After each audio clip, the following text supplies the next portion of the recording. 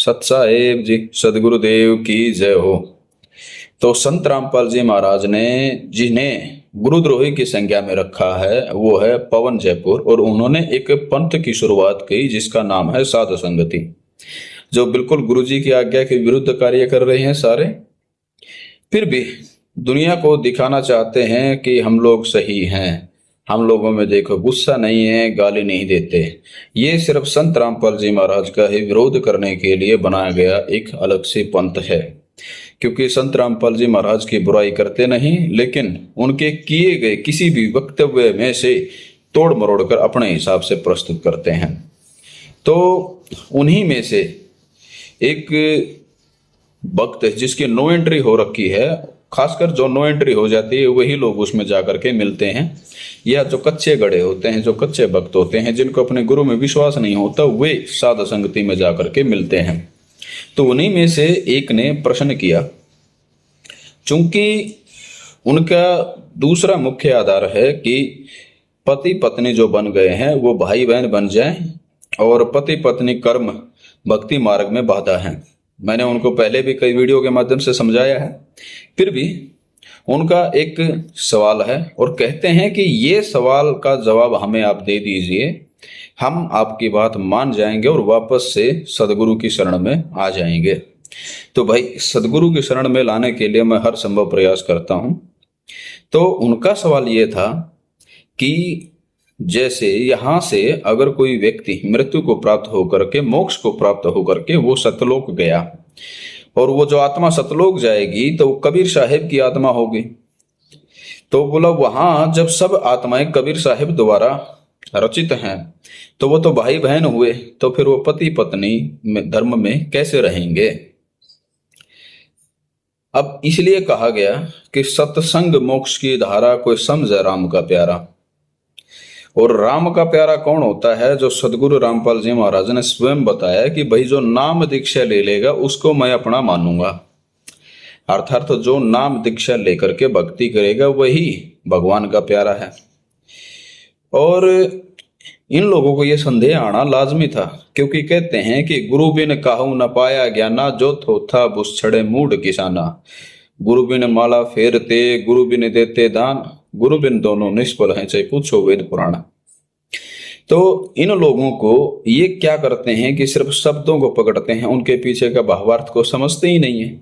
इन्होंने सृष्टि रचना न जाने कितनी बार अपने चैनल पर चला करके या कितनी बार सुनी होगी, लेकिन ये उस मर्म को पकड़ नहीं पा रहे हैं। तो इनका सवाल पूछना यह लाजमी था। चलिए इनका सवाल का जवाब देते हैं। ये कहते हैं कि सभी आत्माएं सतलोक में जाने के बाद जब वापस कबीर परमेश्वर के सामने जाती हैं, और जो सभी आत्माओं की रचना कबीर परमेश्वर ने करी है, तो सभी तो भाई बहन हुए। अब मेरा एक क्रॉस क्वेश्चन है कि भाई बहन कैसे हुए? क्या आत्माओं को परमात्मा ने लिंग में बांटा है कि ये महिला है, ये पुरुष है, ये पुरुष आत्मा, ये महिला आत्मा है? बताइए मुझे। आपके पास जवाब ही नहीं मिलेंगे। मेरे पास ऐसे ऐसे प्रश्न है, फिर भी मैं मोटा माटी आपके प्रश्नों का जवाब दे देता हूं। तो आपने जो पूछा था उसमें यह है कि यहां जैसे यहां पति पत्नी धर्म में सब बंधे हुए हैं, जबकि आत्मा उस परमात्मा का ही अंश है, लेकिन यहां जो शरीर है वो शरीर अलग अलग हैं। यहाँ 5 तत्वों से बना हुआ शरीर है, वहां सतलोक में जाने के बाद आत्मा नहीं रहती है अकेले, वहां शरीर मिलता है जो एक तत्व से बना है, जिसका नाम है नूरी तत्व। आपको पता है वहां जब सतलोक में जब आत्मा जाती है यहां से मोक्ष प्राप्त करके, तो आत्मा को जब कबीर परमेश्वर के सामने लेके जाया जाता है तो उनको सारे जो पुरानी बातें और सब कुछ उनको ज्ञात कराई जाती है कि आप लोग कहाँ के वासी थे, कहाँ रहने वाले हैं। उसके बाद वो आत्मा तो पहुंच गई सतलोक में, उसके बाद उनका जन्म होता है एक नूरी तत्व के रूप में, एक शरीर मिलेगा उनको, और जिसका प्रकाश 16 सूर्यों के बराबर होगा। वो नूरी तत्व का शरीर जो अविनाशी है, जो अजर है, जो अमर है, जिसको वृद्धावस्था नहीं आती कभी, जो कभी मरता नहीं है, वो ऐसा तत्व है। जैसे यहाँ आपने सुना होगा ना कि वह सोना है, स्वर्ण ऐसा एक मेटल है, ऐसा तत्व है जो कभी खराब नहीं होता। तो वहां भी एक नूरी तत्व है जिसका आपको शरीर मिलेगा, वो कभी खराब नहीं होता। अब जिस प्रकार यहाँ आत्माएं किसी न किसी के बच्चे के रूप में जन्म लेती है, वहां भी बच्चे के रूप में ही जन्म लेगी वो आत्मा। अब वो अगर पुरुष आत्मा, मान लीजिए पहले आपको ऑप्शन दिए जाते हैं।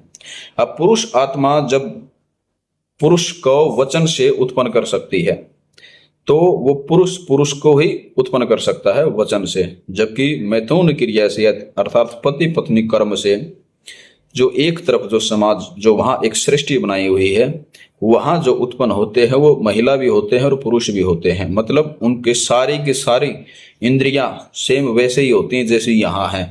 फर्क सिर्फ इतना है, जैसे एक सोने का आभूषण बना दे, एक लोहे का आभूषण बना दे, लोहे का खराब हो जाएगा, जो हमारा पंच तत्वों का शरीर है खराब हो जाएगा, जबकि सोने का खराब नहीं होता है। इसी प्रकार वहां एक नूरी तत्व है, उसका शरीर कभी खराब नहीं होगा, लेकिन सारी की सारी कॉपी पेस्ट है, आपको सारी की सारी चीजें वहां मिलेंगे।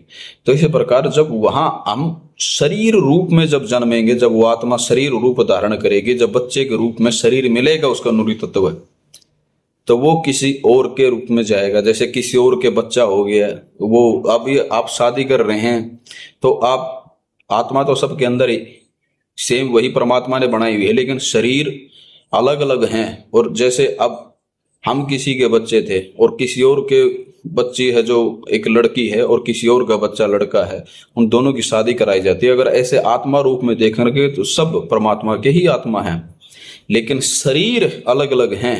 इसलिए शरीर का जो निर्माता है वो माँ बाप है, और वो माँ बाप अलग अलग हैं, इसलिए उनका विवाह करवाया जाता है। और उसके बाद फिर वो अपने पति पत्नी कर्म करते हैं। अगर सृष्टि की ऐसी रचना कर रखी है और आगे सृष्टि ऐसे बढ़ती रहती है।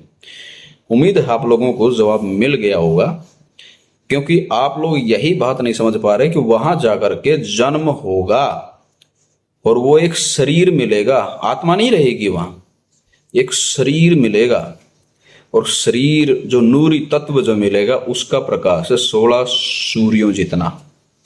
अगर आप इन बातों को समझेंगे, हालांकि मैं बहुत गहरी बातें बोल सकता हूं, लेकिन यहां बोलने का कोई औचित्य नहीं है, क्योंकि वो बातें समझ में आएंगी नहीं।